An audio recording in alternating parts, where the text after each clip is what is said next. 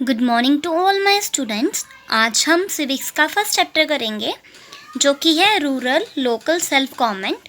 So let's start with rural local self government. Long ago humans lived on trees and in caves. जैसे कि बहुत समय पहले जो मानव होते थे वो या तो जंगलों में रहते थे या फिर पेड़ पौधों के आसपास ही रहते थे, क्योंकि उस टाइम पे घर नहीं होते थे। ये बहुत ज़्यादा ज़माने पहले की बात कर रहे हैं। As humans are social beings they lived in a group. जो ह्यूमन बींग्स है वो क्या है, एक तरह के सोशल बींग्स हैं, तो ये ग्रुप में ही रहना पसंद करते हैं।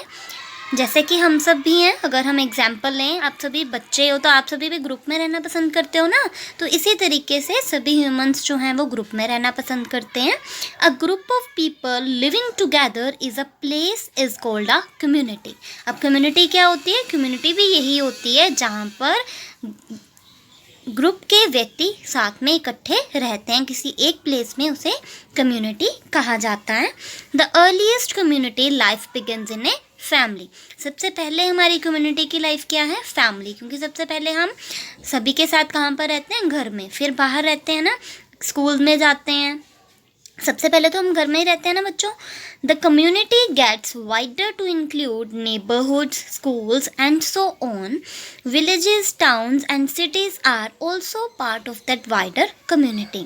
हमारे जो नेबरहुड्स हैं, हमारे स्कूल हैं, हमारे विलेजेस हैं, टाउन्स हैं या फिर सिटीज़ हैं, ये क्या है? एक तरह की कम्युनिटी का ही वाइडर पार्ट है।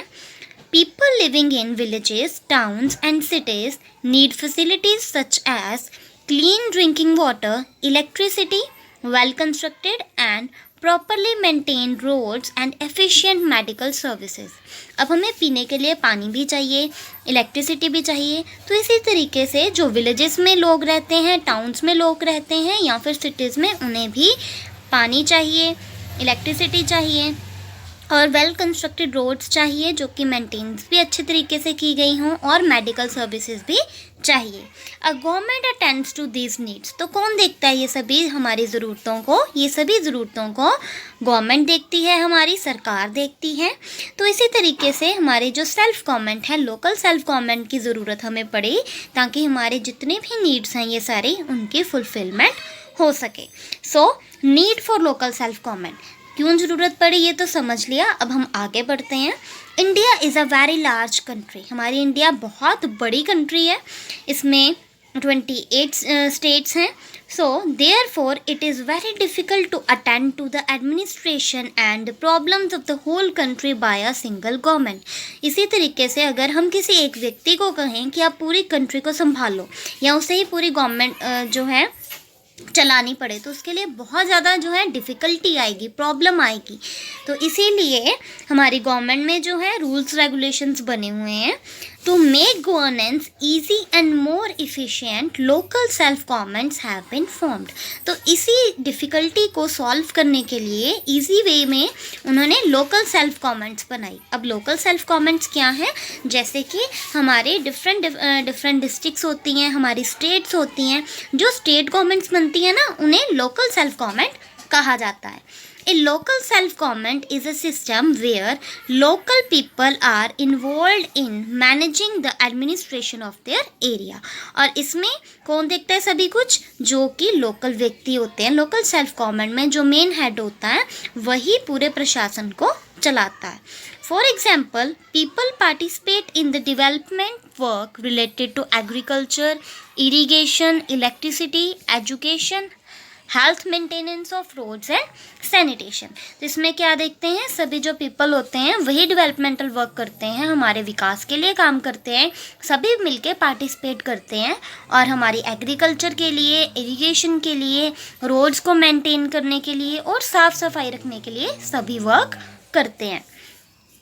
Since people understand the problems of their area better, they do not neglect those problems। अगर हमने एक व्यक्ति को लगाया कि आपने पूरे कंट्री को संभालना है, तो उनके लिए डिफ़िकल्टीज बहुत हैं। लेकिन जो लोकल व्यक्ति होते हैं, जिनकी लोकल गवर्नमेंट होती है, उनको उस इलाके की प्रॉब्लम्स के बारे में ज़्यादा पता होता है, तो वो निगलेक्ट नहीं करते।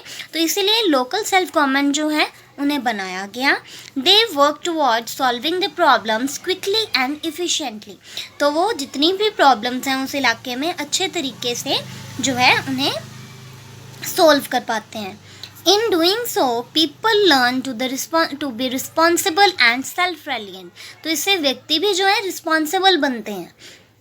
Local self government bodies are of two kinds. ये बहुत ही इंपॉर्टेंट क्वेश्चन है, हमें ये पता होना चाहिए कि जो हमारी लोकल सेल्फ गवर्नमेंट बॉडीज़ हैं वो दो तरह की हैं। कौन कौन सी हैं?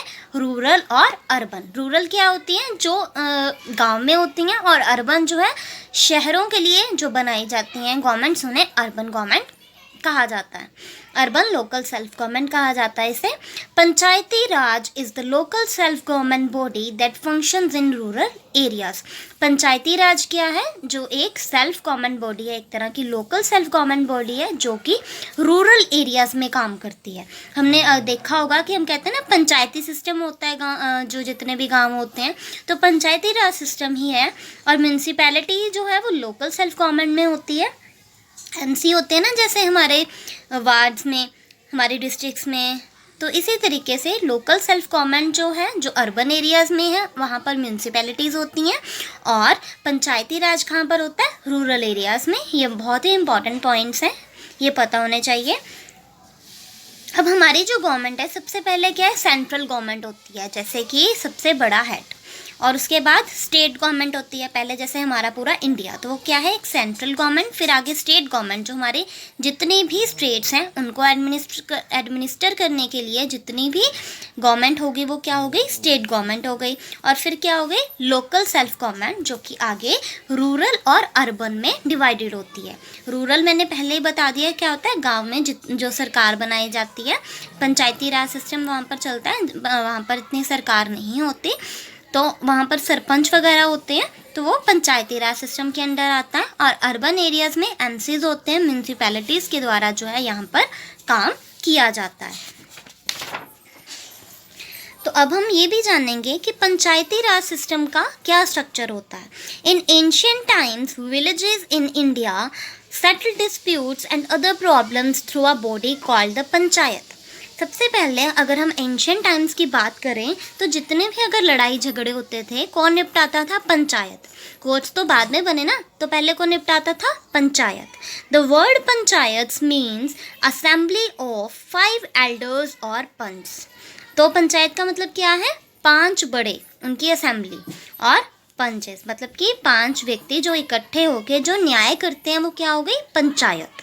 When the British ruled our country, they appointed their own officials to look after the affairs of the people. जब ब्रिटिशर्स के अंडर आ गई हमारी कंट्री, तो उन्होंने कुछ अपने ही ऑफिशियल्स को अपॉइंट कर दिया लोगों के जितने भी डिस्प्यूट्स थे उनको सॉल्व करने के लिए। As a result the institution of panchayat decline. तो उस समय पंचायती राज सिस्टम जो था वो ख़त्म हो गया। The system of Panchayati Raj was revived when India became independent. तो जब 1947 में 15 अगस्त 1947 में हमारी इंडिया आज़ाद हुई, तो दोबारा पंचायती राज सिस्टम आ गया। अब पंचायती राज सिस्टम क्या है? ये 3 टायर सिस्टम है। इसमें ग्राम पंचायत जो है वो विलेज लेवल पर होती है, ब्लॉक समिति जो है वो ब्लॉक लेवल पर होती है, और जिला परिषद जो है वो डिस्ट्रिक्ट लेवल पर होती है। जैसे पंचायत राज सिस्टम का ये डायग्राम भी है। सबसे पहले जिला परिषद जिसे कि डिस्ट्रिक्ट लेवल कहा जाता है, ब्लॉक समिति जिसे कि ब्लॉक लेवल कहा जाता है, और ग्राम पंचायत जिसे कि विलेज लेवल कहा जाता है। तो जिला परिषद में कौन जो है मेन होता है? डिस्ट्रिक्ट कलेक्टर जो है यहाँ पर मेन होता है। ब्लॉक समिति में ब्लॉक प्रमुख होता है, और ग्राम पंचायत में सरपंच होता है। तो इसी तरीके से आज हमने पंचायती राज सिस्टम के बारे में जाना और लोकल सेल्फ गवर्नमेंट की नीड के बारे में जाना। So hope you like this. Thank you.